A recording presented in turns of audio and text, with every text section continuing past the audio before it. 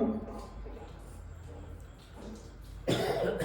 दयाल अनंत सुख सम्राट आदि सद्गुरु सर्व आत्माओं के सद्गुरु सर्व सृष्टि के सद्गुरु सुखरामजी महाराज ने धन्य हो अनंत सुख सम्राट सद्गुरु सुखरामजी महाराज के ज्ञान शस्त्रु भगवान ने धन्य हो केवली भगवंता ने धन्य हो अमर लोक रहस्या ने धन्य हो जीवन तारण त्याग ने धन्य हो मोक्ष के मालिका ने धन्य हो अनंत कोटि सत्स्वरूपी संतान धन्य हो राम सभा में राम महाराज राम राम सबको राम राम से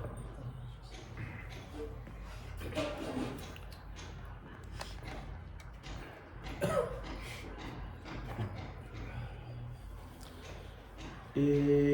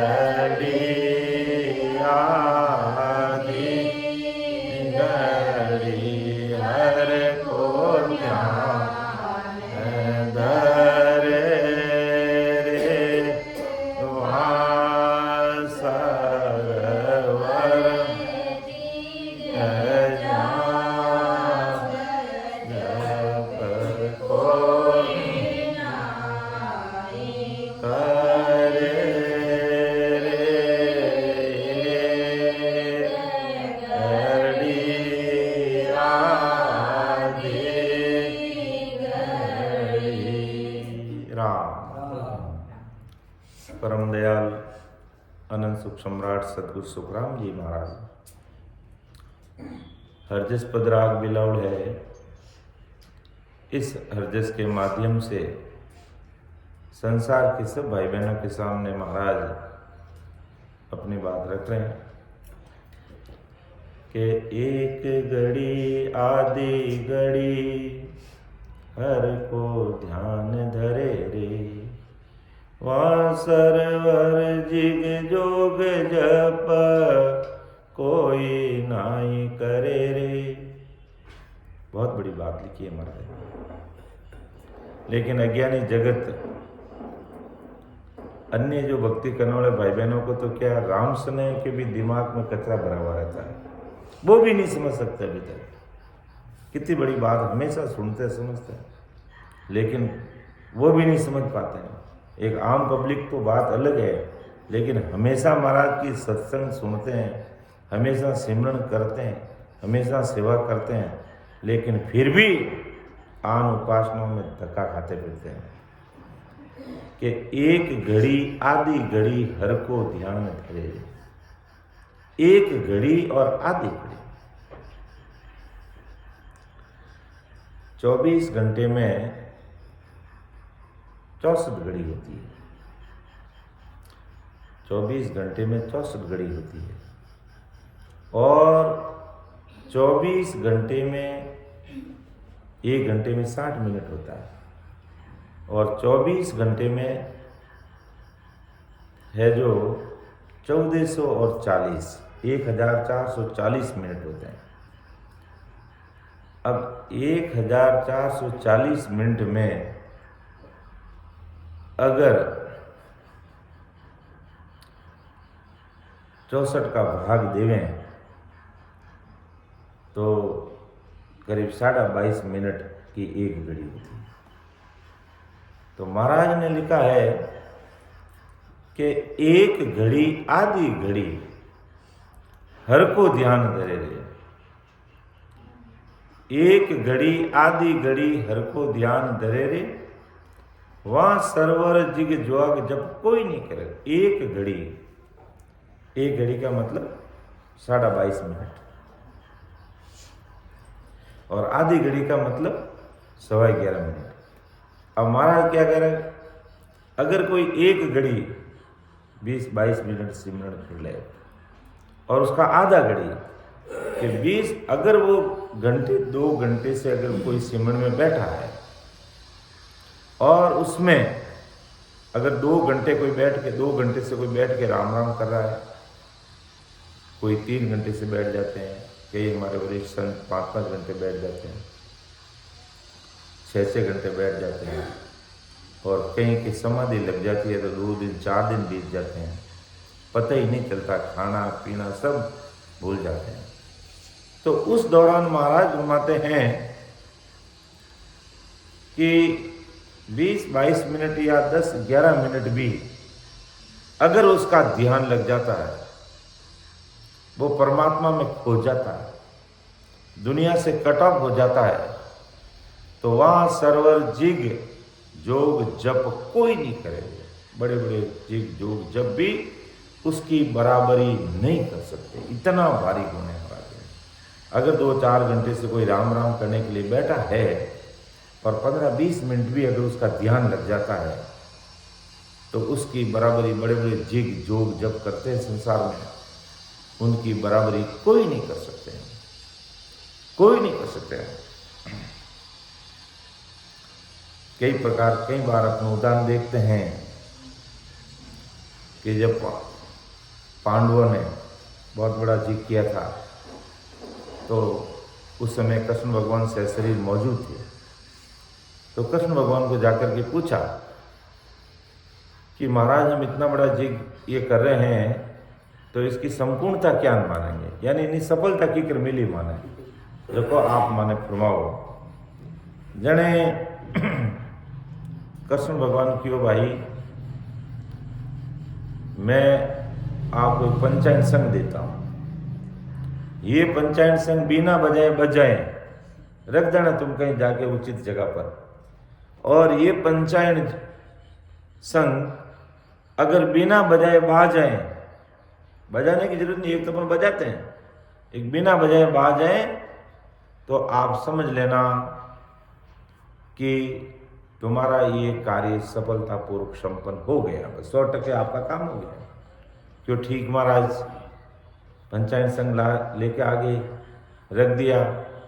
अब जिग में अनेक जिमिया, यानी 99 करोड़ राजा, 81 करोड़ ऋषि, 99 करोड़ तो राजा और 81 करोड़ ऋषि जिम गए, लेकिन पंचायत संघ नहीं बोले। और दूसरी पब्लिक तो जिसका कोई वार पार नहीं, भाई राजा तो गिने चुने होते हैं और वो 99 करोड़, और ऋषि मुनि भी गिने चुने होते हैं, और आम पब्लिक तो कितना जिम गई उसका कोई पता ही नहीं। अब कोई कहेंगे कि इतने 99 करोड़ राजा और ऋषि एक साथ आग कहाँ से गए, यानी वो जी बहुत लंबे समय तक चला। रोज के वहाँ लाखों लोग प्रसाद पाते थे, तो उसकी काउंटिंग करते करते 99 करोड़ राजा और 81 करोड़ ऋषि हो गए। लेकिन अब पंचायत संघ बोला नहीं, पांडु बिल के पड़ गए, मन में विचार करने लगे, इतनी चीज हो गई, इतना भारी खर्चा भी हो रहा है और अभी तक ये पंचायत संघ बोला नहीं। तो राम जी की भक्ति का पराक्रम देखो, वो बात कह रहा हूं मैं कि ऐसे संतों का पराक्रम क्या, राम नाम के संतों का, राम नाम के ले वाले संतों का पराक्रम क्या। साधु संत संसार में खूब सारे होते हैं, लेकिन राम जी के नाम के संतों का क्या पराक्रम है, जो बात कह रहा हूं मैं, जो कृष्ण भगवान ने सिद्ध करके बताई। तो वापिस कृष्ण भगवान के पास वो जाते हैं और कहते हैं महाराज पंचायत संघ तो बोले ही नहीं। तो कृष्ण भगवान ने कहा मुंह खोल के कहा, देखो अभी तो त्रिलोक, पूरा 3 लोग भूखा बैठा है, तुम कह रहे हो कि 81,000 ऋषि जिमेंगे, 99 करोड़ राजा जिमेंगे, जिग में अनेक जिमिया करी नहीं वाजे, अनेक लोग जिम गए लेकिन आवाज हुई नहीं। तो कहा भाई भले 81 करोड़ ऋषि जिम गए, 99 करोड़ राजा जिम गए, अनेक पब्लिक जिम गई, लेकिन उसमें राम नाम का लेवारी संत कोई नहीं जिमा है, इसलिए 3 लोग भूखा बैठा, भगवान को तो भोग ही नहीं लगा के। अब देख, अपन देख, 81 करोड़ ऋषि कोई मायना रखता है, बहुत बड़ी जमात थी, त्यागी, बैरागी, साधु, सन्यासी, वेगधारी, खूब जिम गए, लेकिन वो पंचायत संघ नहीं बोला। क्यों? कि हमारे सेवाराम जी जैसे त्यागी, राम नाम के लेवारी संत जन, साधु तो खूब बैठे, वेगधारी, पूरी दुनिया भरी पड़ी है, लेकिन राम नाम की उपासना साधना नहीं है, तो कोई मतलब नहीं। कृष्ण भगवान ने सिद्ध करके बताया, महाराज ने तो हर जगह का ही कहा है, लेकिन कृष्ण भगवान ने कहा कि ऐसे त्रिकुटी तक पहुंचे और संजन राम नाम के द्वारा पहुंच जाते हैं, तो ऐसा संत कोई नहीं भोग लगाया। भाई तुम्हारा पंचायत संघ बोलेगा कहां से? तब कृष्ण भगवान ने कहा कि तुम जहाँ हस्तिनापुर के राजा थे, कि तुम जहाँ यज्ञ कर रहे हो, ये होम जी कर रहे हो, उसके बाहर ही गांव में वाल्मीकि नाम के संत है और जाति के वो सरगरा है, और तुम राजा महाराजा हो, मन में गिलानी मत लाना। वो पहली बात तो वो भोजन प्रसाद करते नहीं, और करते तो पंचग्रासी है, वो 5 कवे लेते हैं, 5 कौर लेते हैं, और हो सकता है जंगल में बैठे उनके ढंग से कपड़े भी पहने हुए नहीं होंगे, तो तुम लाज मत मरना, शर्म मत करना, उनको जाकर के प्रणाम करना, दंडवत करना, और गाजे बाजे के साथ ला करके उनको भोजन कराओगे, क्योंकि वो त्रिपुटी पूगे हुए साध हैं और वो राम नाम के लेवारी संजन है। बाकी तो तुमने 81 करोड़ ऋषियों की जमात को जिमा दिया, उससे क्या फर्क पड़ा? कुछ भी नहीं पड़ा। और आज भी यही हो रहा है। मैंने वेद धारण कर लिया, मेरे पास शब्द साधना का भेद ही नहीं है राम नाम का, तो मैं वेद को भी लजा रहा हूं, बस एक नाम मात्र के साधु है, बाकी कोई मतलब नहीं। तो कहा ठीक है महाराज, जैसे आपकी आज्ञा, कृष्ण भगवान के कहे अनुसार वो वाल्मीकि संतों के पास जाते हैं। संत आपके ध्यान में बैठे तलीन हुए, उनको दुनिया से कोई लेना देना नहीं, कोई भेड़ पूजा से लेना देना नहीं, कोई मान बढ़ाई से राजी नहीं, माला पहना से राजी नहीं, सापा उसे कोई लेना देना नहीं। अपने ध्यान में बैठे जाकर के पांचों भाई प्रणाम करते हैं, नमस्कार करते हैं, दंडोत करते हैं और कहते हैं महाराज हम आपके सामने एक छोटी सी अरदास करने के लिए आए हैं। क्या भाई बोलो, कि हमने बहुत बड़ा जिद किया है और उसमें आप पधारो, भोजन प्रसाद खाओ। तो संतों को आना नहीं था, तो सीधा तो मना कैसे करें। तो सीधी बात क्या की वाल्मीकि जी ने कि भाई कितने जिद किए तुमने ऐसे, कि महाराज पहला कर रहे हैं और वो भी संपूर्ण नहीं हुआ है। क्यों भाई, वो अच्छी बात है। मैं तो जो कोई 99 यज्ञ पूरे करते हैं और 100वां शुरू करता है उसमें मुझे कोई बुलाता तो मैं आता हूँ, यानी सीधा मना कर दिया उन्होंने।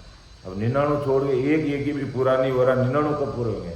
कि जब तुम 99 यज्ञ पूरे कर लेते हो उस समय मुझे आकर के कहना, मैं आपके वहाँ आऊँगा, भोजन प्रसाद पाऊँगा, बाकी मैं नहीं चलता, राम राम। बस इतना कह के ध्यान में तलीन हो गए। पांडवों ने मुंह लटका दिया, चुपचाप घर पे आ गए। द्रौपदी घर पे इंतजार कर रही थी कि संत पधारे नहीं।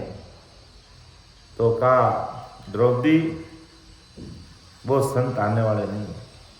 उन्होंने तो कहा कि 99 यज्ञ पूरे करे और 100वां शुरू करे तो मैं आऊँ, वो तो आने वाले नहीं।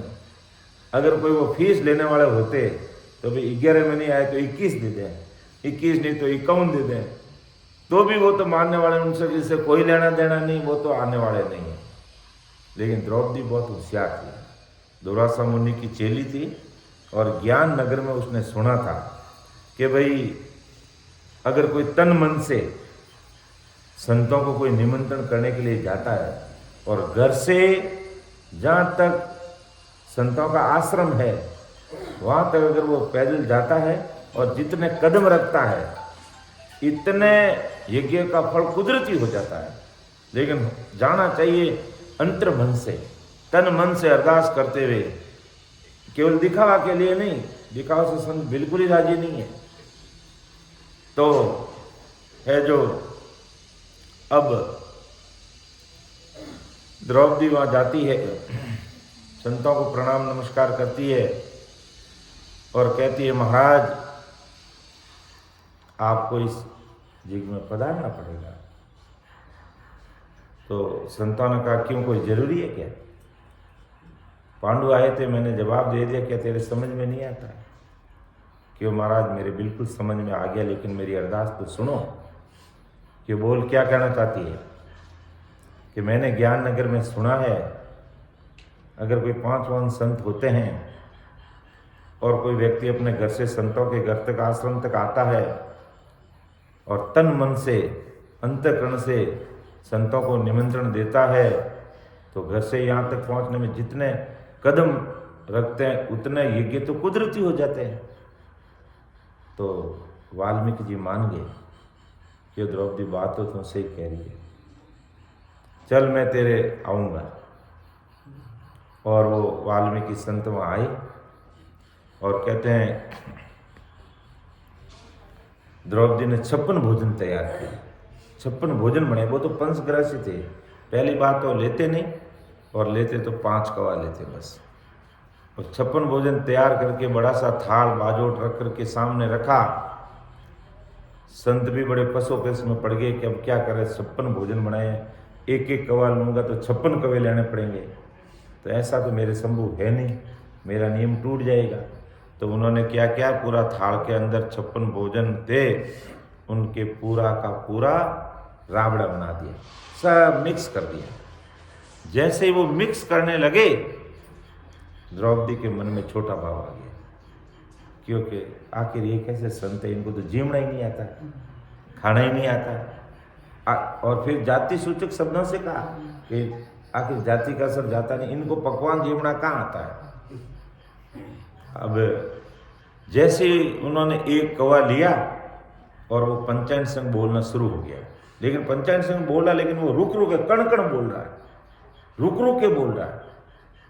अब वो संत जीमने लगे और पंचायन संघ रुक रुक के बोल रहा है।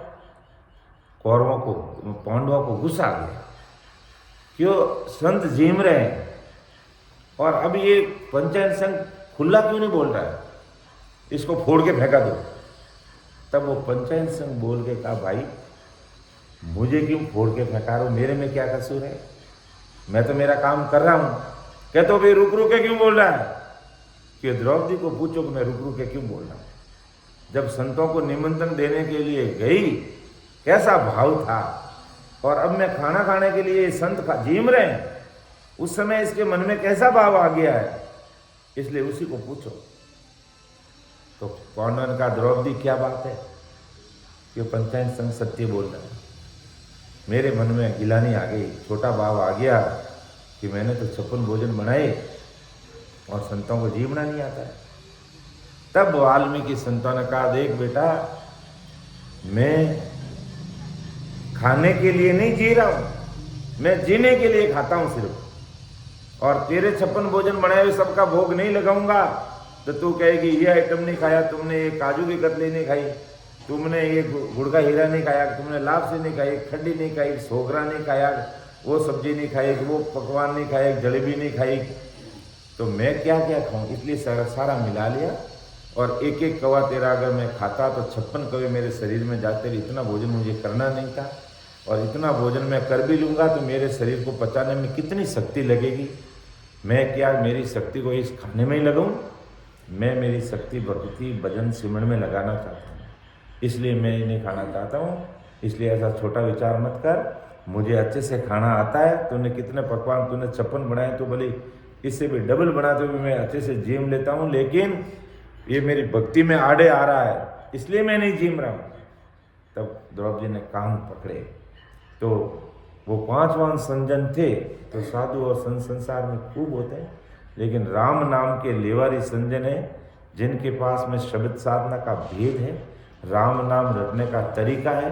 बाहर का बेस तो कोई भी पहन लेगा, लेकिन अंदर का जब तक बेग नहीं पहना तब तक वास्तविक में वो साधु नहीं है, केवल दिखने मात्र के साधु हैं। संतों ने कहा, राजा चंदूलाल से महाराज परमदयाल सदगुरु सुखराम जी महाराज मिले थे, मारवाड़ से वहाँ पधारे थे उत्तर प्रदेश में। तब बीच में एमपी के अंदर इंदौर का राजा था चंदूलाल।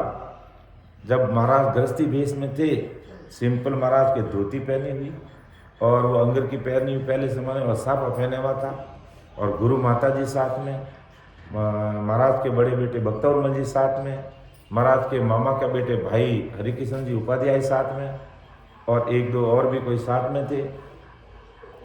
और वे जब महाराज पधारे तो राजा को बड़ा, राजा सोच रहा था कि मारवाड़ के बहुत 5 वाहन संत आए हैं, 200-400 लोग साथ में होंगे, साज बाज सब कुछ, हाथी घोड़ा पाल की सब होगी, लेकिन वहाँ पर साधारण दृश्य दिखाई दिया। तो राजा चंदूलाल के दिमाग में विचार आ गया कि अब मैं क्या करूँ, इनको संत मानूं कि नहीं मानूं, क्योंकि दुनिया तो बाहर का दिखावा देखती है, बाहर का बेस देखती है, बाहर के कपड़े देखती है, बाहर के तिलक छापे देखती है, लेकिन अंदर में बेस है कि नहीं इसको कोई नहीं पहचानता। बस अज्ञानी जगत जैसा बेस पहना, अब उनके पास में शब्द साधना का भेद है नहीं है, बस उनको नमस्कार करेगी, प्रणाम करेगी वो बेस को देख के। लेकिन हमें वास्तव में अंदर का बेस देखना चाहिए, पहचान करनी चाहिए कि वास्तव में इनके पास में राम नाम की साधना का भेद है कि नहीं है, या केवल ऐसे ही नाम मात्र के साधु हैं। हर एक के सामने न तो हमें सिर झुकाना है, न किसी के चक्कर में फंसना है, अपन को तो अपने ही चक्कर में फंसना, यानी राम जी इस घट में मिलने वाले हैं। ऐसे महापुरुषों की वाणी शब्दों को सुन करके शब्द साधना करनी है।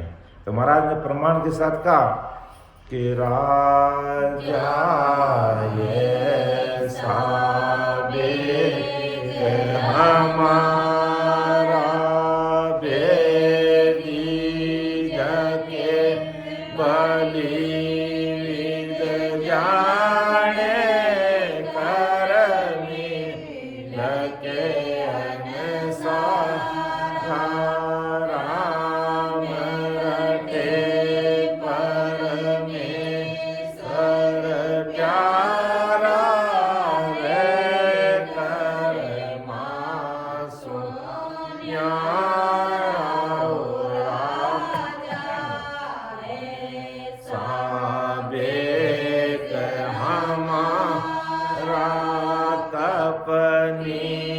हमें साम्या की पैरी ज्ञान गोदड़ी ओड़ी जी कपनी हमें साम्या की पैरी ज्ञान गोदड़ी ओड़ी छोड़ो अजब दया को गल में छोड़ो अजब दया को गल में को बद कामणी छोड़ियो राजा ऐसा भेद हमारा भेदी जगे बलि वेद जाने करनी लगे सारा राम रटे परमेश्वर प्यारा रे करना सुन्यारा राजा ऐसा भेद हमारा। हे राजा ऐसा बेक है मेरा, और कौन समझता है कि बेदी जके बलि विद जाने कर्मी लके निसारा राम रटे परमेश्वर प्यारा रे कर्मासु न्यारा।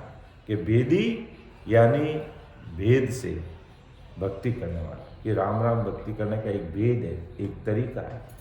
तो बेदी जके बलि विद जाने कर्मी लके निसारा, जो संसार की करनी कर्म जब तब में लगे हुए वो मेरे वेद को नहीं समझते हैं।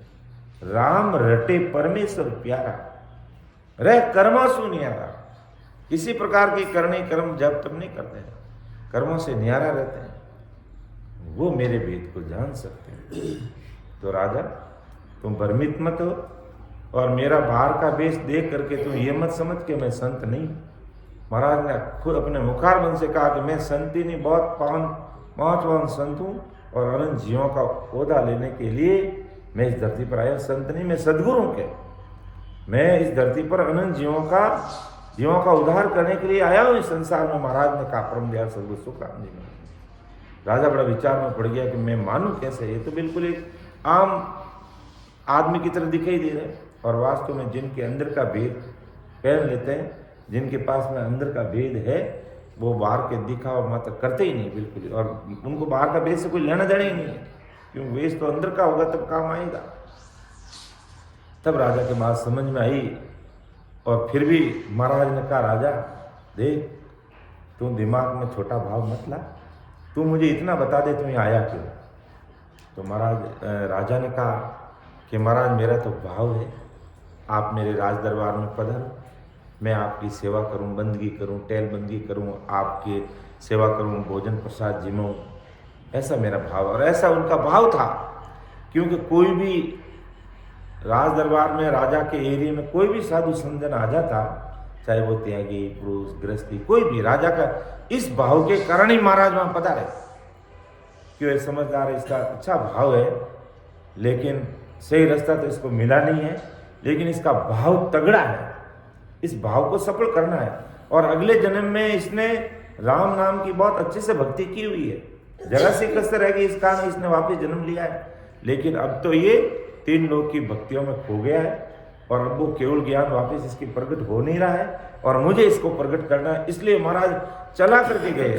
राजा ने महाराज को नहीं बुलाया, लेकिन महाराज सामने चल करके गए। महाराज को पता था कि हमारे इन संतों का भाव कितना तगड़ा है, उस भाव को सफल करने के लिए महाराज सामने पधारे। तब कहा मेरा भाव है कि आप मेरे घर पे पधारो। तो कहा राजा तेरा भाव है तो तेरे भाव को तो सफल कर, बाकी मैं अपना आप देख लूंगा, तेरे मन का जो भ्रम है मैं मिटाऊंगा तेरा भ्रम। और महाराज ने बहुत अच्छे से समझा, और बहुत पूरा राजा चंदूलाल का सम्मान लिखा, तो उसमें काफ़ी दिन महाराज शायद राजा के राज दरबार में रुके, ज्ञान चर्चा की, और राजा ने कहा मैं कृष्ण भगवान का भक्त हूँ, और मैं है जो कृष्ण कृष्ण शब्द की साधना करता हूँ, तो महाराज ने कहा, राजा बहुत अच्छी बात है, कृष्ण भगवान को तू मानता है, तेरा भाव है, अच्छी बात है, लेकिन अब देख तू, मैं तुझे बात समझाना चाहता हूँ। तू अगर कृष्ण भगवान की भक्ति करेगा तो ज़्यादा से ज़्यादा तू पूर्ण काल ब्रह्म तक पहुँच जाएगा, इससे आगे तू नहीं जा सकेगा, क्योंकि कृष्ण भगवान का भी अंतिम स्टेज वही है और वहीं से उनको भी समय होने पर वापस आना पड़ेगा। तो उनका भी आवागमन मुक्त हुआ नहीं और तेरा भी आवागमन मुक्त होगा नहीं, इसलिए मैं तुझे मर्त लोक से अमरलोक जाने की सीधी सड़क बताता हूँ। तो भी राजा ने बहुत प्रश्न किए कि नहीं, कृष्ण भगवान रामचंद्र जी तो बड़े अवगत महात्मा हुए, उनकी बराबरी और कोई है ही नहीं, तो और उनको नहीं मानते तो पूरी दुनिया में दुनिया भूल ही कर रही है। महाराज ने हर राजा के प्रश्न का जवाब दिया, संतोषजनक, शांति से, नेटाव से जवाब देने के बाद फिर आखिर में राजा चंदूलाल की बात समझ में आ गई कि वास्तव में अगर जीवात्मा का कार्य करना होगा तो हमें ये सत्स्वरूपी राम जी के नाम की जो भक्ति है इसको धारण करना पड़ेगा। इस राम सत्स्वरूपी राम नाम है, इसको हमें विधिवत रटेंगे, बड़े प्रेम के साथ निज नाम प्राप्त होगा, कुदरत कला प्रकट होगी और उसी से अपना काम होगा। ये बात समझ में आ गई राजा के। और फिर राजा ने अंतिम में महाराज का, हे महाराज आप ही मेरे सदगुरुदेव हो। पर वैसे शुरुआत में राजा ने तो महाराज को गुरु महाराज नहीं माना, लेकिन विनती उसने शुरुआत में कर दी कि बार बार विनती करूं, सांभळ जो गुरुदेव, परम धाम किम जावसी, जके बताओगे। कि बार बार विनती करूं, सांभळ जो गुरुदेव, परम धाम की में जाओ से, जके बताओगे। ये अरदास राजा ने पहले ही कर दी। तो महाराज ने समझ लिया कि इसका भाव तो है, सच्ची चीज जानने के लिए कि परम मोक्ष की प्राप्ति कैसे होगी, इसका भाव तो है, लेकिन अभी वो उसके पास में वो भक्ति है नहीं। तो महाराज ने फिर जैसे ही राम नाम को रखने की विधि बताई और विधिवत राजा ने सिमरण किया और करते ही कहते हैं अगला जन्म की जो भक्ति की हुई थी वो प्रकट हो गई और राजा का कार्य हो गया। तो यही बात परम दयाल सद्गुरु सुखराम जी महाराज कहना चाहते हैं कि एक घड़ी आधी घड़ी हर को ध्यान धरे, रे वासर वर जिग जोग, जप कोई नाम करे, रे एक घड़ी आधी एक घड़ी आधी घड़ी हर को ध्यान धरे, अर्थात 15-20 मिनट भी राम राम करते हुए अगर उस प्राणी का ध्यान लग जाता है तो बड़े बड़े जिग जाप भी उनकी बराबरी नहीं कर सकते। जो पांडवों ने किया, 88,000 ऋषि मुनि जीम गए, लेकिन वो पंचायत संघ नहीं बोला। आखिर में कृष्ण भगवान के कई अनुसार वाल्मीकि जो जात का सरगरा थे संत, उनको वहाँ पर बुलाया गया और उन्होंने भोजन प्रसाद लिया, तब वो पंचायत संघ बोला। तो 88,000 ऋषि कोई कम थे, लेकिन क्या उनके पास कोई साधना नहीं थी? जब तब करने कर्म करने वाले थे, लेकिन राम नाम के लेवारी नहीं थे वो। इसलिए वो पंचायत संघ 88,000 ऋषि मुनियों से नहीं बोला, जो राम नाम के लेवारी वाल्मीकि संतों ने उस पंचायत संघ को बुलाया। और वो भी द्रौपदी के मन में गिलानी आ गई, छोटा भाव आ गए तो कण बोला, और फिर द्रौपदी को समझाएगा, देख मैं खाने के लिए नहीं जीता, जीने के लिए खाता हूँ। फिर वो पंचायत संघ बोला और पांडवों का जिग है जो सफल हुआ। आगे महाराज और फरमाते हैं कि अड़सठ तीरथ नायक नित न्यात जिमावे 68 तीरथ नायके नित न्यात जिमावे तोई छिन भर ध्यान के कोई जोड़े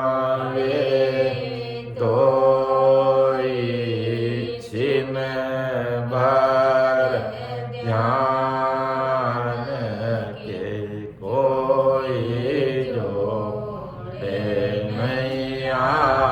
आवे तोई छिन भर ध्यान के कोई जोड़े नहीं आवे एक घड़ी आधी घड़ी हर को ध्यान धरे रे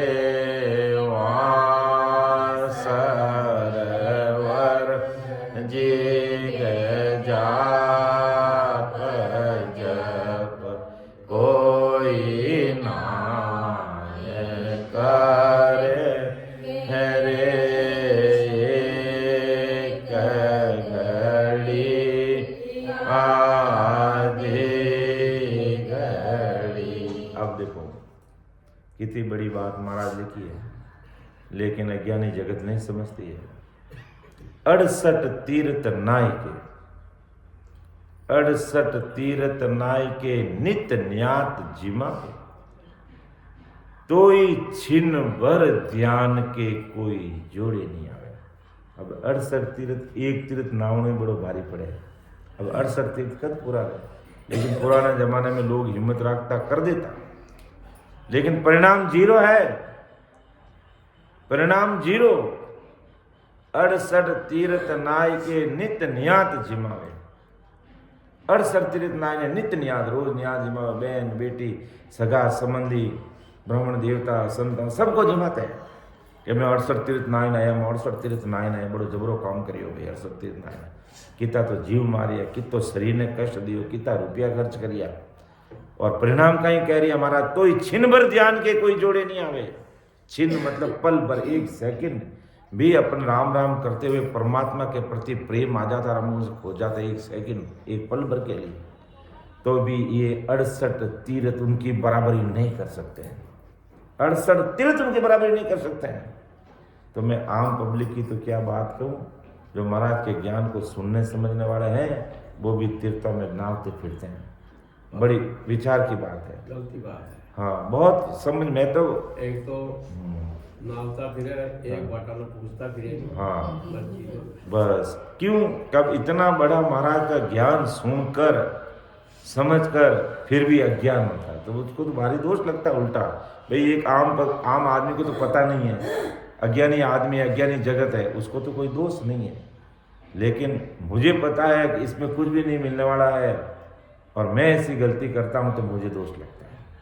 तो महाराज फरमाते 68 तीर्थ नाय के नित्य न्याद जिमावे तो छिनबर ध्यान के कोई जोड़े नहीं आवे। ऐसे केवली मान पुरुषों की भक्ति करने वाले राम नाम के लेवरी संतों के द्वारा सानिध्य में रहकर जो राम जी की भक्ति करते हैं, छिन भर पल भर भी उनका ध्यान परमात्मा में लग जाता है, तो ये 68 तीर्थ भी उनकी बराबरी नहीं कर सकते हैं, उनकी बराबरी नहीं कर सकते हैं। तो 68 तीर्थ नाय के नित्य नियात जिमावे तो ये छिन भर ध्यान उनके कोई जोड़े नहीं आवे। जैसे परम दयाल सद्गुरु सुखराम जी महाराज जब अपने शरीर के सगे भाई तुलसा जी को लेने के लिए वादा कर लिया था, तुलसा जी आप अगले जन्म में जहाँ जन्म लोगे मैं मेरे साथ लेके जाऊंगा आपको। जब महाराज तो रामचौकी बिरई में विराज थे और महाराज का जब कुछ समय बाद में अमरलोक जाने का समय आ गया तो महाराज ने दिव्य दृष्टि से ध्यान किया तो अपने शरीर के सगे भाई जो तुलसा जी नाम था वो अगले जन्म में है जो वापस है जो उत्तर प्रदेश में बरेली के पास में पीलीभीत रोड पर ताराचंद रिछोला में गिरधर जी के नाम से जन्म लिया। तो महाराज ने उनको साथ ले जाने का वादा कर लिया। तो कहते हैं रास्ते में महाराज को 8-9 साल लगे अनेक जीवों को चेताते हुए वहाँ गए और वहाँ विराजमान थे और गिरधर जी को साथ लेकर के भजन करा करके उनको अपने साथ लेके गए। तो कहते हैं कि गंगा जी महाराज के चरण पखारने के लिए महाराज के चरणों में सामने आई। महाराज को पता कि यहाँ दूरी पे गंगा बह रही, तो मैं नहीं जाऊँगा वहाँ पर। तो गंगा ने विचार किया कि इतने बड़े मारवाड़ के महात्मा आए हैं, इतने बड़े संत आए हैं, वो नहीं आए तो क्या मैं सामने जाकर के है जो इनके चरण पखार लूँ, चरणों को धो दूँ। और वास्तव में वो पूरे गांव के अंदर वो पानी पानी हो गया। जहाँ महाराज विराजमान थे ना, तो वहाँ पर क्योंकि गांव में कहीं ऊंची जगह होती है, कहीं नीची जगह होती है, तो महाराज तक पहुँचते पहुँचते गांव में इतना पानी आ गया। तो अब है जो को गांव वाले कहने लगे, महाराज ये क्या हुआ, हमारे गांव के बच्चे इसमें बह जाएंगे, डूब जाएंगे, मर जाएंगे, और आप कृपा करो। तो गंगा जी तो आई, महाराज के चरण धो करके महाराज का गंगा तो आई, तेरी अच्छी बात है, लेकिन अब यहाँ से 1-आधा किलोमीटर तो दूरी से बहना, इस गांव में मत बहना। गांव के छोटे बच्चे, गांव वाले कह रहे डूब जाएंगे, मर जाएंगे, इसलिए तू दूरी से बहना। आज भी वो राम गंगा के नाम से प्रसिद्ध है और 1/2 किलोमीटर दूरी पर वो गंगा बहती है। तो महाराज की इतनी भारी कृपा है और अज्ञानी जगत समझता नहीं है, और कि हम कहाँ जा रहे हैं, कि हम है जो गंगा जी जा रहे हैं, हम वहाँ जा रहे हैं। कहाँ गंगा कहाँ है, हरिद्वार जा रहे हैं, वहाँ जा रहे हैं। कोई बात नहीं, जाना कोई मना नहीं है, लेकिन कम से कम जिनके समझ में आ गया कि राम जी के नाम का जब अपना बड़ा तीर्थ मिल गया, तो हमें कहीं अन्य तीर्थों में भटकने की जरूरत नहीं है, कहीं जाने अटकने की जरूरत नहीं है, लटकने की जरूरत। अपना तो बड़ा चाहे तीर्थ समझो, करनी कर, सब कुछ अपने लिए राम जी महाराज जी हैं, बस यही सबसे बड़ी चीज है। तो 68 तीर्थ नाय के नित नियात जिमावे, तो छिनभर ध्यान के कोई जोड़े नहीं है, उसकी बराबरी कोई नहीं कर सकता है। और महाराज ने इस बात को प्रमाणित करने के लिए आगे महाराज ने और लिखा कि लाख बरस लगता पशु पच इंद्रियाँ, अरे लाख बरस लगता पशु पच इंद्रियाँ, हरे तासु इधर को नाव है, जो जन हृदय मरे तासु इधर को नाव है, जो जन हृदय धारे। एक घड़ी आदि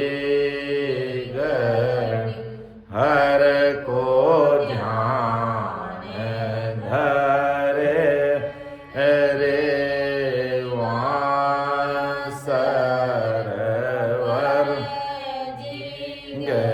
जाप जप कोई ना ये करे, रे एक घड़ी आदि घड़ी के लाख बरस लग तब सो पच इंद्रियां मारे, तासो इद को नावे जो जन हृदय धारे। लाख बरस तक पच ने इंद्रिया ने मारे, लाख बरस लग तब सो पच इंद्रियां मारे, तासो इद को नावे जो जन हृदय धारे। अब देखो कई त्यागी बैरागी गर्भस्थी छोड़ करके पहाड़ों में जा चले जाते हैं और लाखों बरस तक तपस्या करते हैं, और ऐसी ऐसी तपस्या करते हैं, ऐसा ऐसा इस काया को कष्ट देते हैं, इस आत्मा को कष्ट देते हैं। जो महाराज ने कहा वो संसार के लिए तो बड़े तपस्वी कहलाते हैं, लेकिन वो आत्मद्रोही है। आत्मद्रोही उनको कभी भगवान माफ नहीं करेगा कि इतनी प्रचंड तेज गर्मी होती है, तेज गर्मी के अंदर वो क्या करते हैं, आग के बीच में बैठ जाते हैं और दुनिया ही बड़ा मानती है, ओहो देखो कितने बड़े साधु हैं, इतनी गर्मी में आग जला के बीच में बैठ गई। या ठंड पड़ती है, बर्फ के बीच में बैठ जाते हैं। इस प्रकार इस काया को कष्ट दे दे करके वो तपस्या करते हैं। तो महाराज फरमाते हैं कि भाई लाख बरस लग तब सु पच इंद्रिया मारे तासु इद को नाव है। अरे तुम इतना कष्ट सहन करके इस आत्मा को मार रहे हो, इस तरीके से शरीर को कष्ट दे रहे हो, इससे अच्छा बैठ करके ऐसे केवली महापुरुषों का शरण लेकर के सिमरण करो तो तुम्हें परम मोक्ष की प्राप्ति हो जाएगी और उससे तुम्हारी जीवात्मा का कार्य होगा नहीं। और फिर तुम इतना कष्ट देख रहे हो, इतनी तपस्या कर रहे हो और परिणाम फिर जीरो। और अपन पूरी दुनिया देखते हैं, वशिष्ठ मुनि ने 60,000 वर्ष तक तपस्या की और जाकर के जब वशिष्ठ मुनि नहीं, विश्वामित्र ने 60,000 वर्ष तक तपस्या की और वशिष्ठ मुनि ने एक पल भर संगत का फल दिया जो उनकी 60,000 वर्ष की तपस्या के बराबर नहीं कर सके। भ्रमित हो गए वो। तो उन्होंने आदि तपस्या गुरु महाराज वशिष्ठ मुनि को भेंट कर दी थी। तो बदले में गुरु महाराज ने ऐसे सत्संग में विराजमान थे, कहा भाई मैं इस सत्संग का तुम्हें एक पल भर का फल देता हूँ। तो पल भर का मतलब सेकंड भर। तो इतना कहते ही विश्वामित्र के मन में छोटा भाव आ गया कि गुरुदेव मैंने तो आपको 30,000 वर्ष की तपस्या दी, भेंट की और बदले में आपने मुझे पल भर संगत का ही फल दिया कि मेरी तपस्या इतनी हल्की है। तो वशिष्ठ मुनि ने कहा हल्की नहीं है, बिल्कुल एक पल भर संगत की बराबर ही नहीं कर सकती है। मैंने तो इस सत्संग की मर्यादा रखने के लिए तुम्हें एक पल भर संगत का फल दिया हूँ, क्योंकि तुम सबके सामने मुझे दे दिया। इसलिए राम सभा क्या कहेगी कि विश्वामित्र जी ने 30,000 वर्ष की तपस्या भेंट की, संतों ने आशीर्वचन में कुछ नहीं बोला। इसलिए मैं तो इस संगत की मर्यादा रखते हुए तुम्हें दी हूँ। बाकी अकेले में अगर तुम मुझे देता तो तुझे धक्के धक्के बाहर काटता और कुछ भी नहीं देता। विश्वामित्र जी को वशिष्ठ मुनि जनवाने वे आप आए ने भेंट करी, 60,000 वर्ष की तपस्या करी, 60,000 वर्ष की तपस्या करी। जन आए ने वशिष्ठ मुनि ने 30,000 तपस्या भेंट कर दी। जब करते हैं वशिष्ठ मुनि क्यों कि भाई अब कहीं करें, इन्हें मालूम तो है नहीं कि राम नाम रो कहीं पराक्रम है, राम जी ने नाम री भक्ति रो कहीं गुण है, इस विश्वामित्र को पता नहीं। और ये मुझे ला करके 30,000 वर्ष की तपस्या भेंट करा, मैं क्या करूँ इससे, मुझे इससे कोई लेना देना नहीं। तो कहा भी कोई बात नहीं, तूने मुझे 30,000 वर्ष की तपस्या भेंट की तो मैं एक पल भर संगत का फल आपको दे रहा हूँ, एक पल भर संगत का फल दे रहा हूँ। तो पल भर संगत की बात की तो है जो विश्वामित्र के मन में छोटा भाव आ गया। गुरु महाराज ने देखो सबके सामने मुझे एक पल भर संगत में फल दिया, लेकिन कहा भाई ये तो मैंने दी है, लेकिन तू मुझे अगर 60,000 वर्ष की तपस्या भी भेंट कर दे तो भी मेरी पल भर संगत की बराबरी नहीं कर सकता। तब कि क्या आप तो मुझे भ्रमित करे हो, आप मुझे भ्रमित करे हो, राम राम सवाई, आप मुझे भ्रमित करे हो कि भाई तेरे भ्रम को मिटा ले, जा कहीं भी जाकर के न्याय चुका ले, कहीं जाके न्याय करा ले। तो शेष भगवान के पास जाते हैं विश्वामित्र और शेष भगवान को कहता मेरा न्याय करो। तो शेष भगवान कहता भाई 50 करोड़ योजन पृथ्वी का भार मेरे सिर पे है, ये भार तेरी तपस्या के बल से तू ले और फिर मैं तेरा न्याय करूँ अच्छे से। तो 30,000 वर्ष की तपस्या के बल से पृथ्वी को रोकना चाह, लेकिन पृथ्वी का भार विश्वामित्र सहन नहीं कर पाए। क्यों, मैं तो मर रहा हूँ, अंदर धस जाऊँगा। क्यों, गुरु महाराज को दी हुई है तेरी तपस्या के बल से, वो वापिस ले ले। तो वो 60,000 वर्ष की तपस्या से पृथ्वी को रोकना चाह, लेकिन रुकी नहीं। क्यों, अब तो मेरे से तो रुकती नहीं है, आप अपना भार आप ही लो। क्यों नहीं, तेरे पास और कुछ है? क्यों, और तो मेरे पास कुछ नहीं है। शेष भगवान को मालूम था कि वशिष्ठ मुनि ने आशीर्वचन में क्या दिया था कि उन्होंने जो एक पल भर संगत का फल दिया, उससे क्या होता है कि उसको लगा के तो देख कि वाकई अगर वशिष्ठ मुनि के दी हुई पल भर जो सत्संगत का फल है, अगर उसमें इतना पराक्रम है तो पृथ्वी स्थिर हो जाए। इतना कहते ही पृथ्वी उसके सिर से 1.25 हाथ ऊपर हो गई, 1.25 हाथ ऊपर हो गई। तब विश्वामित्र के समझ में आया कि मैंने मेरी जिंदगी के 60,000 वर्ष ऐसे ही पूरे कर दिए।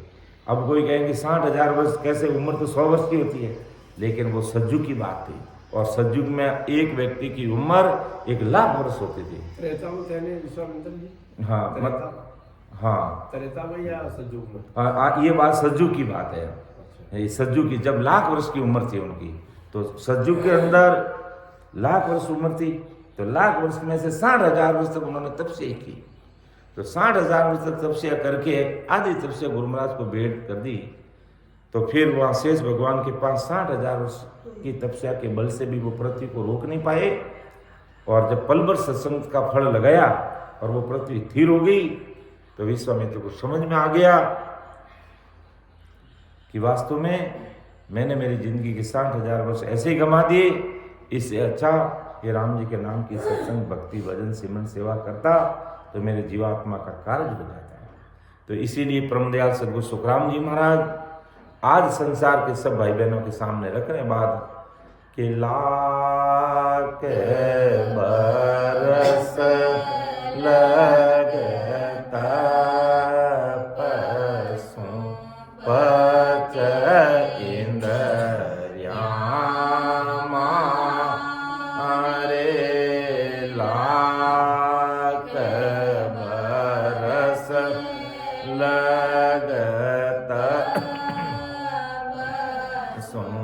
पच इंद्रियां मारे, तासों इद को नावे, जो जन हृदय हरे, एक घड़ी आदि घड़ी हर को ध्यान धरे रे, वासरवर जी जो अप जप कोई ना करे रे, एक घड़ी आदि घड़ी क्रोड़ जतन करनी करे, बिंदरा के माई कोट जलम करनी करे, बिंदरा के माई के सुख देव तोई नाथ की चितवन समना, के सुख देव तोई नाव की चितवन समना, एक घड़ी आदि घड़ी हर को ध्यान धरे रे, वासरवर जी जाप जप कोई ना ये करे रे, एक घड़ी आदि घड़ी। अब देखो महाराज और कितनी बड़ी बात बता रही है, बहुत समझ की बात बता रही है कि कोट जन्म या इनका तो करोड़ करोड़ जन्म करनी करे, करोड़ों जन्म तक करनी कर्म करता रहे और बिंद राखे माई, यानी गर्भगृहस्थी त्याग और शादी ब्याह करे ही नहीं, तो करोड़ जतन करनी करे और बिंद राखे माई के सुख देव तोई नाव की चितवन समनाई। अब करोड़ों जन्म तक वो करनी कर्म में लग है, जब तब करता रहे, गर्भस्थी त्याग दे, शादी ब्याह नहीं करे, संसारिक त्याग करीड़ो राखे। इतना करया पचवी महाराज कह रहे कै सुखदेव तो ही नाव की चितवन समनाही। तो जन आप देखो कितना भाग्यशाली भाई बहन हो कि गर्भस्थी में रहनो, महाराज के सनाम रहने भजन सिमरण करनो और जीवात्मा रो कार्य जानो। और दूसरा त्यागी बैरागी जो अन्य करनी क्रम करने वाला राम नाम की भक्ति के अलावा उनकी बात कर रहे हैं। ऐसे हमारे राम राम देवरी संतों की बात नहीं कर रहे हैं, राम नाम की भक्ति नहीं करने वालों की बात कर रहे हैं महाराज के क्रोड़ जतन करनी करे बिंद राखे माई। यानी गर्भस्थी त्यागी बैराग त्याग बैराग लिवड़ा रहे, बेग दान करोड़ा रहे और करोड़ों जन्म तक वे करनी कर्म जब तक करता ही रहे। लेकिन महाराज कहे सुखदेव तो नाव की, अगर वो करोड़ जतन करनी नहीं करे और शादी ब्याह भी कर ले और नाव चितवन समनाई, अगर एक चित वही चितवन वही एक सेकंड एक पल्ली बात कहे कि तो इनो नाव रो विश्वास आ जावे और उनमें वो ध्यान में खो जावे तो क्रूर जतन करने वाला त्यागी बैरागी भी उन्हें बराबरी नहीं कर सके। लेकिन अज्ञानी जगत आज इस चीज को नहीं समझ पा रही है, बस केवल ऊपर के वेश देखा और बस ओहो महात्मा बड़े बड़े, कोई बात नहीं, भाव है संसार का। दुनिया तो अपना भाव प्रकट करती है लेकिन परीक्षा नहीं करती है। परीक्षा करनी जरूरी है कि भाई ये इतने बड़े महात्मा है और इतना बड़ा वेग है तो कोई बात नहीं, अच्छा है संत महात्मा का वेग है तो अपन भी नमस्कार करते हैं, उनका कोई अनादर नहीं करते, लेकिन अंदर का बेस है कि नहीं है, उनकी शरणागति में जाने से हमारी जीवात्मा का कार्य होगा कि नहीं होगा, हम आवागमन से मुक्त होंगे कि नहीं होंगे, इस पर हमें जरूर विचार करना है। इस हरदिस के माध्यम से परम दयाल अनंत सुख सम्राट आदि सदगुरु सर्व आत्माओं के सदगुरु सर्व सृष्टि के सदगुरु सुखराम जी महाराज संसार के सब भाई बहनों को कहते हैं कि भाई ये करोड़ जतन करने वाले त्यागी बैरागी शादी ब्याह नहीं करने वाले गर्भस्थी को छोड़ने वाले भी उस पद की प्राप्ति नहीं कर सकते जो गर्भस्थी में रहकर भाई बहन जिन्होंने नाम का विश्वास आ गया, नाम से प्रेम आ गया है और परमात्मा की भक्ति में लग गए और ये कुदरत कला इस घर में प्रकट हो गई तो वो करोड़ जतन करने वालों से लाख गुना वो आगे हैं, लाख गुना वो आगे हैं।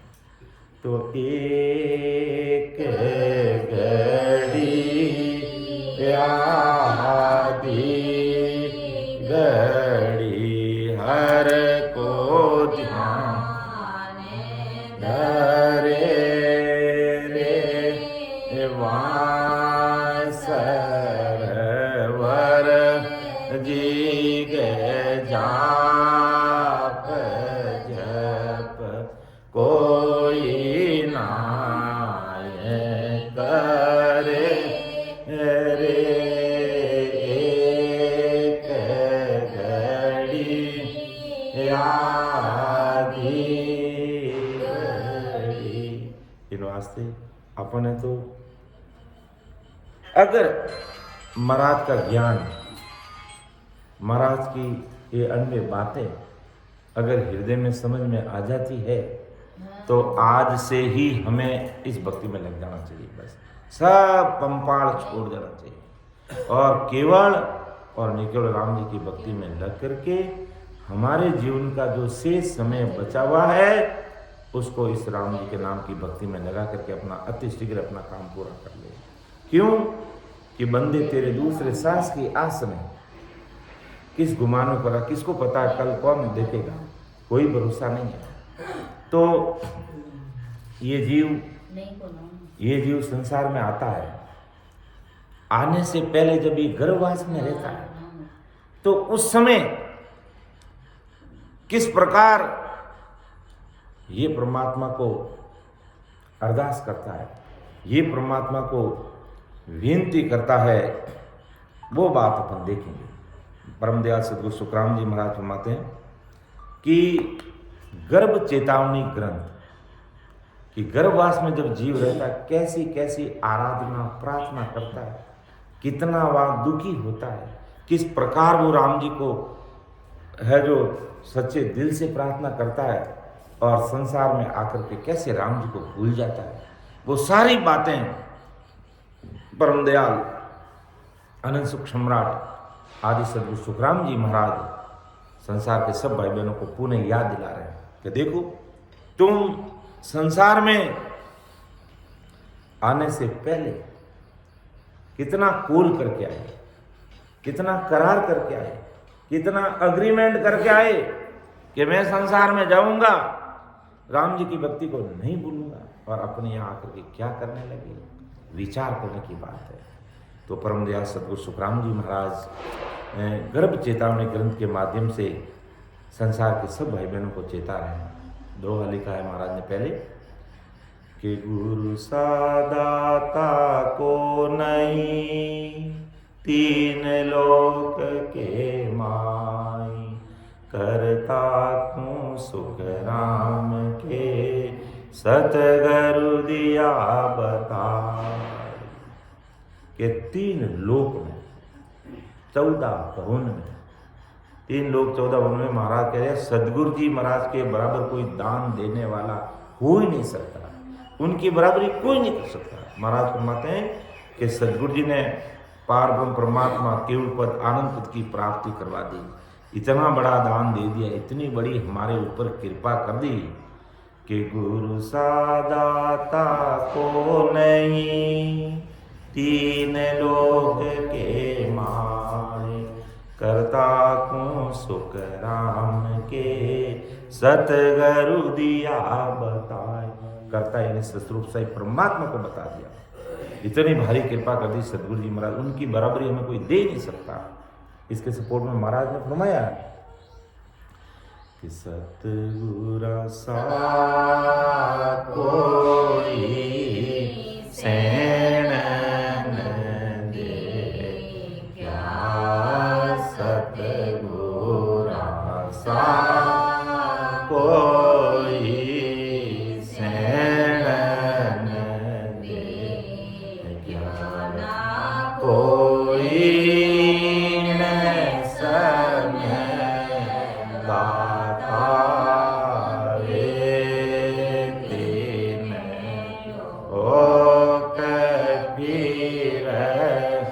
सब हम दे क्या, 3 लोक फिर सब हम दे क्या, गुरामी में 2 जग दाता रे, सतगुरु सा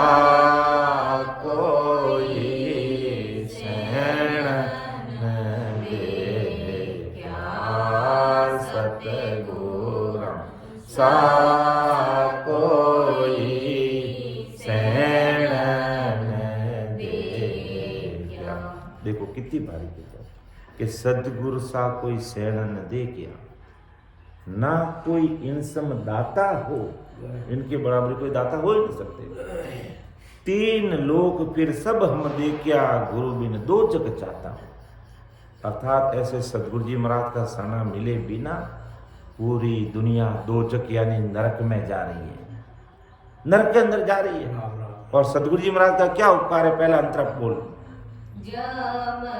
सरी सा बेरी पालिया, जम सरी सा बेरी पालिया, भगत पद दिया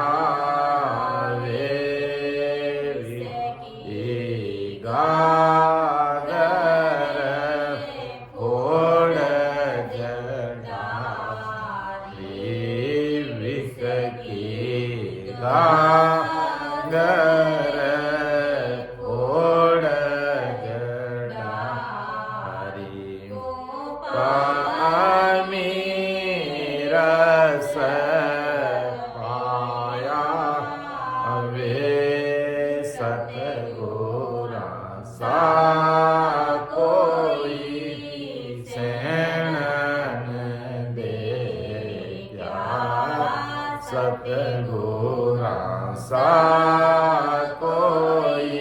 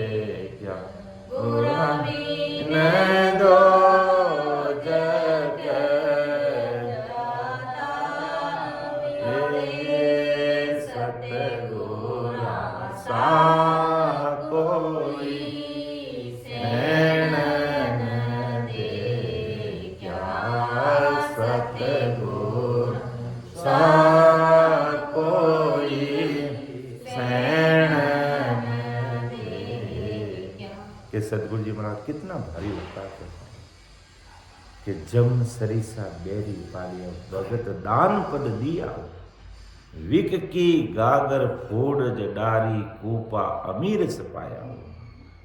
इतना बड़ा उपकार कर दिया, अर्थात जम सरिसा बेरी पालिया, जमदूतों से हमारी दूरी बना दी। कैसे बना दी?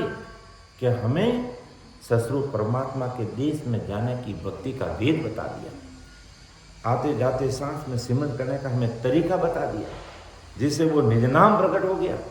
और वो निज नाम प्रकट होकर के इस कंठ कमल से होते हुए हृदय में आते हुए मध्य सोन, नाभि, ब्रह्मा जी का स्थान, गुदाघाट, फिर बंकना, मेरुदंड, त्रिपुटी, 3 ब्रह्म के 13 लोगों को पार करते हुए 10वें द्वार से परे होने का वेद बता दिया मेरे सदगुरु जी ने। तभी जम से दूर होंगे। जमदूत तो 10वें द्वार तक आदमी रहता, तब तक तो जमदूत का छाया रहता उसके ऊपर, वो जमदूत उसको पकड़ लेता है। और 10वें द्वार से परे निकल जाता है, उसके परे हो जाता है, तो फिर जमदूत का एरिया खत्म। तो मेरे सदगुरु जी महाराज हमारे परम दयाल सदगुरु सुखराम जी महाराज कि गुरु सादाता को नहीं, 3 लोक के माय, करता को सुख राम के, सतगुरु दिया बता।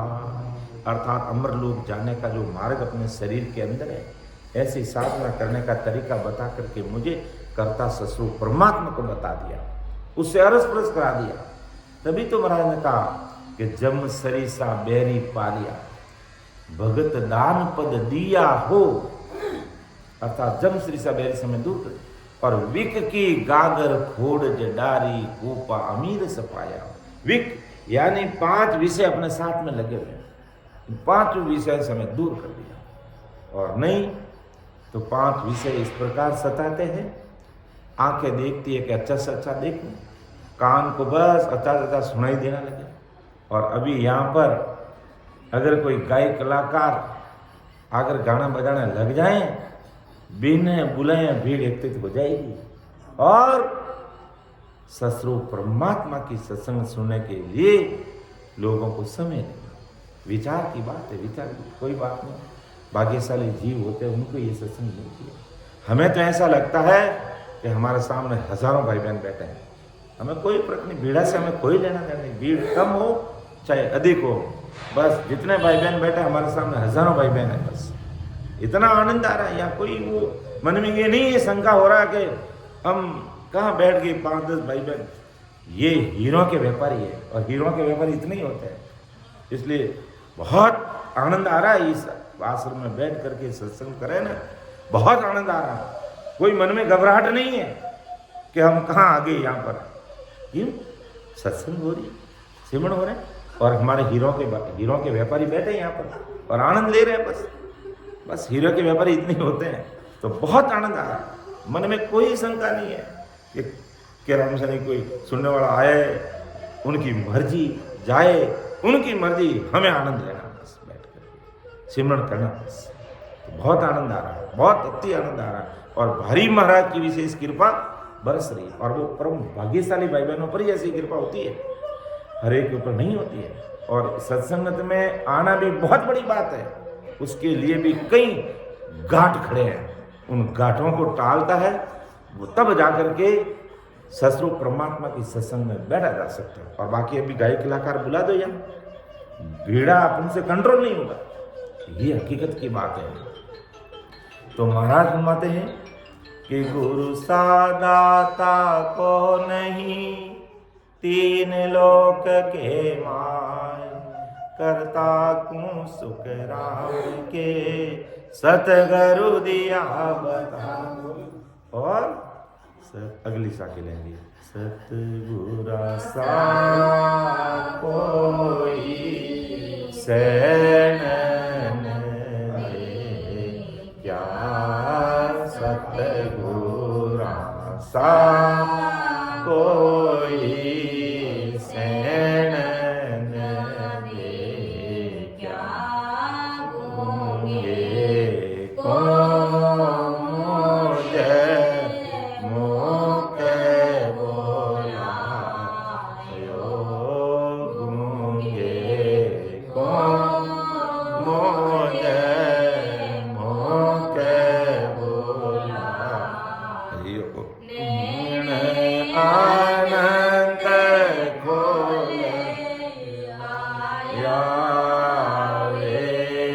पंगे को गुरु पावज दिया पंगे को गुरु पावज दिया हर कर बहुत बनाया रे सतगुर सा कोई सैन दे क्या सतगुरा सा कोई सैन दे क्या ना कोई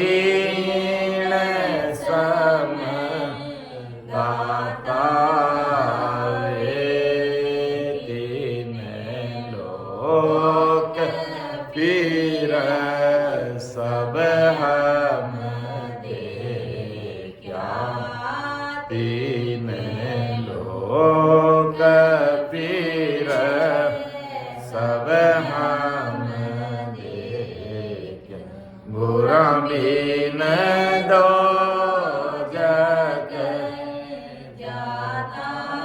हरे सतगुरा सा कोई सैन दे क्या सतगुरा सा कोई सैन दे क्या। अब देखो कितनी बड़ी भारी मेहर करी है। दूसरा अंतरा पहली कड़ी गूंगे को मुझे मुख बुलाया, गूंगे को मुझ मुख बुलाया नैन अनंत खुलाया। गूंगा अर्थात मेरे पास राम नाम बोलने का तरीका भेद नहीं था। राम जी ने मुझे राम नाम लेने को बोलना सिखा दिया। और नैन अनंत कुल आया। जब सतरूप साहिब की सता जब घट में प्रकट हुई तो रोम रोम में राम राम, नक चक नाड़ी नाड़ी रग रग रोम रोम में राम राम होने लगी। और पंगे को पहुंच दिया अर्थात परमात्मा से मिलने के लिए जो राम नाम रूपी पहुंच मुझे बता दिए, अर्थात राम नाम रूपी ऐसा ये शब्द दे दिया मुझे जिससे मैं आते जाते सांस में राम राम करने लगी। हर कर बहुत बनाया हो, ऐसा मेरे सदगुरु जी महाराज ने मेरे ऊपर उपकार किया, ऐसी मेरे ऊपर भारी कृपा कर दी। अर्थात गुरु सादाता को नहीं तीन लोक के मान, करता को सुख राम के सतगुरु दिया बताए। अगली कड़ी रहती मरसो भांजा मेटी रहती मरस भांजा सुर उदय गत किया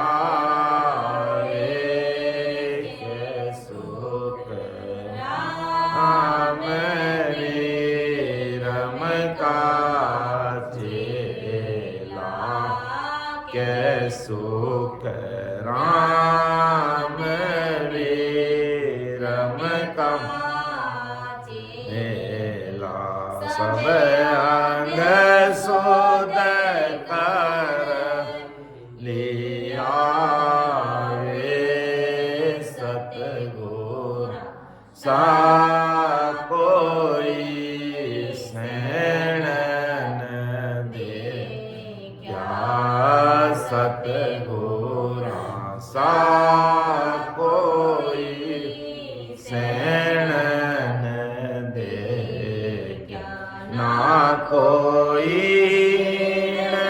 सम दाता रे तीन लोक फिर सब हम दे क्या दीन लोक पीर सब हम दे क्या गोरा बिन दो जाता सतगुरा सा कोई सैण दे क्या सतगुरा सा कोई सैण दे क्या। कितना भारी उपकार कर दिया अपने लिए गुरुदेव जी महाराज कि मेटी रैन तिमर सब अज्ञानता रूपी अंधकार मिटा दिया और सूर उदय गट किया हो शब्द रूपी सूर्य का प्रकाश रोम रोम में कर दिया। कै सुखराम विरम का चेहरा यानी मेरे सदगुरु जी महाराज विरमदास जी थे महाराज कुमारिया सब अंग शुद्ध कर लिया अर्थात जितनी खोट उसको निकाल दिया। तो इस प्रकार ऐसा विश्वास महाराज में फरमाते ऐसे अपने गुरु जी पर ऐसा विश्वास रखना चाहिए तब जाकर के भक्ति पकती है। भक्ति में मजबूती आता है विश्वास आता है प्रेम आता है और हृदय हमारा रग रग रोम रोम राम राम करने लग जाता है। तो गुरु सा दाता को नहीं तीन लोक के माई करता को सुखराम के सदगुरु दिया बताई। फिर आगे महाराज फरमाते हैं कि चौदे तीनों लोक में सब का धन हो सो करता सुख राम के गुरु बगसिया मो। धन्य हो महाराज कि जो 3 लोक 14 भवन सबका स्वामी ससुर परमात्मा 3 लोक 14 भवन होन काल ब्रह्म सबको बनाने वाला वो सस्तुर साहिब राम जी महाराज है। महाराज उस कर्ता पद की सदगुरु जी महाराज ने मुझे प्राप्ति करा दी अर्थात राम जी ने गुरुदेव जी महाराज ने मुझे उस देश की प्राप्ति करा दी। ऐसे मेरे सदगुरु जी महाराज बड़े दातार हैं कि 14 तीनों लोक में सब का धन हो सो करता सुख राम के गुरु बगसिया मोई। आगे महाराज सुनाते हैं कि दिया वेद सहित ले राम नाम तत्सार या बिन गुण सब और है सो श्रब माते मां। बहुत समझ की बात रख रहे अपने मन में महाराज कि दिया वेद सहित ले राम नाम तत्सार। महाराज ने वेद सहित राम नाम का भजन करवा कर निज नाम यानी सत्शब्द की प्राप्ति करवा दी। दिया वेद सहित ले राम नाम तत्सार या बिन गुण सब और है सो श्रम माते। इस साधना के अलावा दूसरी साधना और भक्ति इसके बराबर कोई नहीं कर सकती है। बस इतना बड़ा भारी गुण कर दिया मेरे गुरुदेव जी महाराज ने। मेरे सदगुरु जी ऐसा भेद दे दिया राम जी के नाम का रखने का तरीका विधि बता दी जिससे मुझे निज नाम प्राप्त हुआ। और यह गुण के बाद इसके अलावा संसार में चाहे कितनी भक्तियां हैं सो श्रमाते हैं वो अपने कोई काम की नहीं वो हमारी जीवात्मा का कार्य नहीं कर सकती है।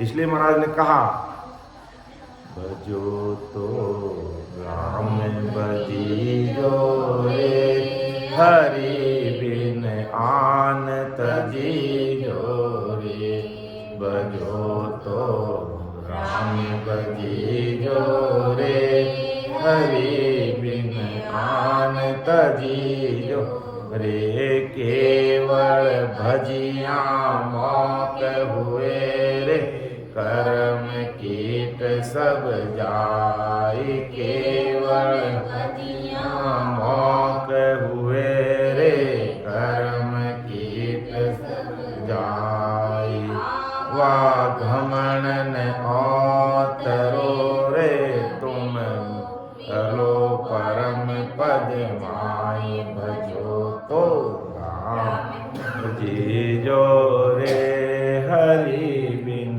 आन तजीजो रे भजो तो राम भजीजो रे हरि बिन दूर तजीजो।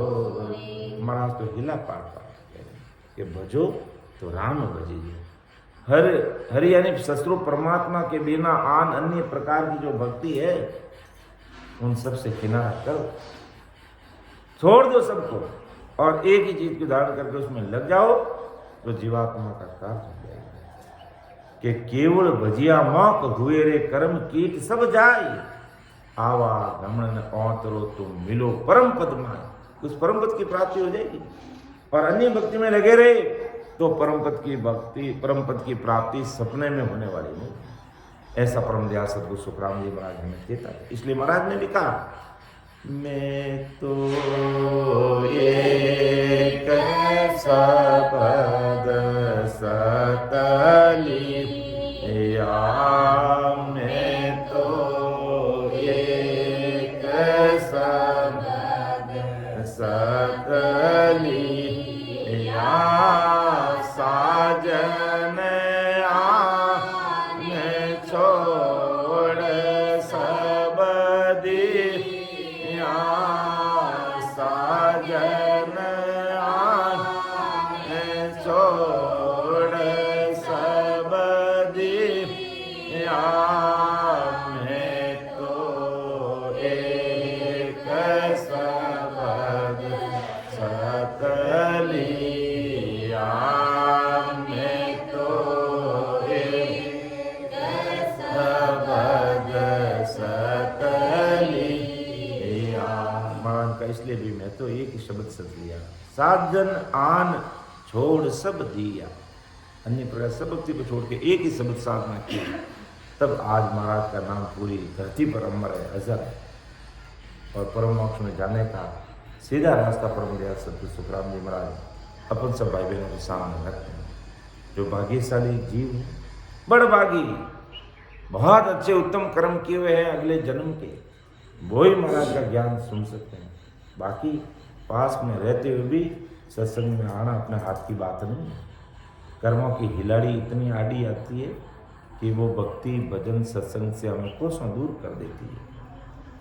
तो ऐसा महाराज हिम्मत है कि मेरे सदगुरु जी महाराज ऐसी कृपा करी दिया भेद सहित ले राम नाम तत्सार या बिन गुण सब और सर्व माते मान कि ब्रह्मा विष्णु महेश ले सगत सोने असमान पांच तत् तासु परे सो गुरु कहे बखान। के सदगुरु जी महाराज की कृपा का वार पार नहीं कि ब्रह्मा विष्णु महादेव शक्ति सुन और आसमान पांच तत्वों से परे वो पद है सतगुरु राम जी का। उसकी सदगुरु जी महाराज ने मुझे जानकारी करवा दी यानी उसका ज्ञान मुझे करा दिया। तो अब दूसरी चीज मेरे दाई नहीं आती है, पसंद ही नहीं आती है। क्यों? जब मार्ग इतना बड़ा मिल गया कि भाई जीवात्मा का कार्य इसी से होने वाला है तो फिर अन्य भक्तियों में समय लगाने से कोई मतलब नहीं, कोई सार बात ही नहीं है। इसलिए बार बार राम जी हमें यही चेताते बंदा समय रहते इस मनुष्य शरीर का तुम सदुपयोग कर ले, क्योंकि ये समय बीत गया, सांसार रूपी पूंजी खत्म हो गई तो फिर हम कुछ भी नहीं कर पाएंगे, कुछ भी हमारे से नहीं होगा वाला। और आज शरीर हमारा साथ दे रहा है, महाराज की कृपा से हमारे संतों की मेहर से हमें सत्संग मिल गई, इसका सदुपयोग कर लेना चाहिए और अधिक से अधिक सत्संग का लाभ लेते हुए अपने इस मनुष्य शरीर को समय रहते सफल बना लेना चाहिए, तभी हमारी सार्थकता है। बाकी संसार का काम, घर का काम, पेट भरे का काम तो पशु भी बेचारे करते हैं। वो भी न जाने कहीं भी मुंह डाल के अपना पेट भर लेते हैं। और मनुष्य होकर के हम यहाँ तक ही सीमित रहे तो फिर कोई अंतर ही नहीं है। हमें इस अंतर को समझते हुए जो सांसार रूपी पूंजी राम जी ने दी है, 77 करोड़ 76 लाख इस कलयुग के अंदर, एक एक सांस का सदुपयोग करते हुए हमें हमारी जीवात्मा का जो कार्य है वो पूरा करना चाहिए। तो मैं अब मेरी वाणी को यहाँ विराम दूंगा और हमारे परमादरणीय बड़े भाई साहब संत सेवाराम से निवेदन करूंगा, 2 शब्द आप ही कहेंगे। और भी कोई हृदयस्पद बोलना चाहें तो बोल सकते हैं। महाराज की सत्संगत है और सबको थोड़ा भजन करा देता आरती से कुछ बात तो सिमरन करा आप तार तो लंबो लंबो रहना। चलो ठीक है। तो सभी भाई बहन बैठ करके अभी अपन सिमरन करेंगे। आप हृदय से बोलो, आप बोलो, कोई बात नहीं। तो बैठ करके 15-20 मिनट तक अपन सिमरन करें और उसके बाद में उत्सव करेंगे। आज कल परम दयाल सतगुरु सुखराम जी महाराज की मोक्ष तिथि थी और आज उत्सव का दिन है। कल थी 12 के, आज उत्सव करेंगे अभी। तो तब तक अपन 15-20 मिनट तक सभी भाई बहन सांस और उस सांस में विधिवत सिमरन करेंगे। राम राम करने का भी एक तरीका है, उस तरीके को अपनाते हुए अपन राम राम करेंगे तो हमें जल्दी सफलता मिलेगी। बाकी तरीका नहीं अपनाते, विधि नहीं अपनाते, तब तक हमें सफलता नहीं मिलती। देखो राम राम कैसे किया जाता है, सीधी कमर रखते हुए, सीधा बैठते हुए, अपना जितना अंदर सांस जा रहा है उसके साथ राम राम करेंगे, अपना सांस बाहर निकल रहा है उसके साथ में राम राम करेंगे। इसी तरीके से कोशिश ये करना कम से कम 20 नाम अंदर जाए। गिनने की आवश्यकता नहीं, गिनने बैठ जाएंगे तो हमारा ध्यान गिनती की तरफ ही रह जाएगा। लेकिन इतना तो अंदाज लगा ही लेना चाहिए कि कम से कम 20 नाम हमारे अंदर जाना है और जो नाम अंदर जाएगा उसी से हमारा काम होगा। बाहर की सांसा से नाम राम राम बोला जाता है तो बाहर का काम होगा, लेकिन अंदर सांसा के साथ में जो राम राम लिया जाएगा वही हमारे गुण करेगा, उसी से हमें निज नाम की प्राप्ति होगी। तो अंदर सांसा जा रहे हैं, जितना अपन अंदर सांस आराम से ले सकते हैं राम राम कीजिए, फिर आराम से बाहर निकाल लें, उसके साथ में राम राम कीजिए। और राम राम करना कंठ और कागली से, जीभ से राम राम ऐसे नहीं करना, राम राम राम राम राम राम राम ऐसे नहीं करना, कंठ से राम राम करना। अपन को कंठ से राम राम करना, सांस अंदर जाता है बाहर आ रहा है उसके साथ में, और हमारा सूरत शब्द मन और तन, सूरत शब्द के साथ में राम राम हो रहा है और मन सांस अंदर जा रही है बाहर आ रही है उसके साथ लगा रहना चाहिए। हालांकि मन राम राम करता है तो बाहर भटकने लग जाता है, लेकिन अपन घंटा, आधे घंटे तक, 1 घंटे तक राम राम करेंगे तो धीरे धीरे मन भी हमारे साथ लग जाएगा, सुरता भी ठिकाने रहेगी और भजन भी होगा। तो किस तरीके से करते हैं देखते हैं।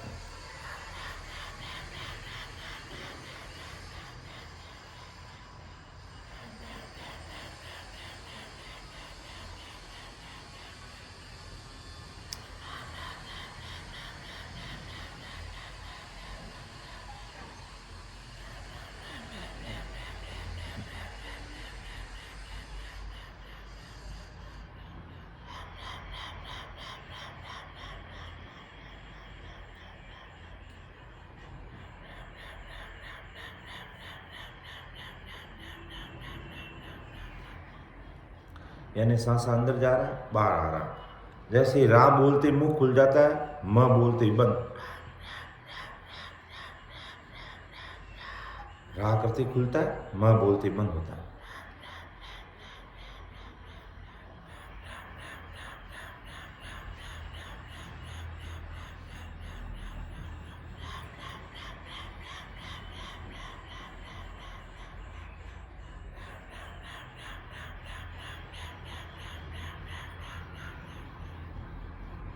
इस तरीके से हमें एक कल जमाना है और महाराज की कृपा की करते करते ये अपना आप चक्री चलने लग जाती है। जैसे अपन चक्री चलाते हैं ना, पहले उसको घुमाते हैं, फिर ऐसे करते बराबर घूमती है इधर उधर। तो इसी प्रकार सांस और उन सास की चक्री कलम में जमाना है और प्रेम के साथ में भजन करना है।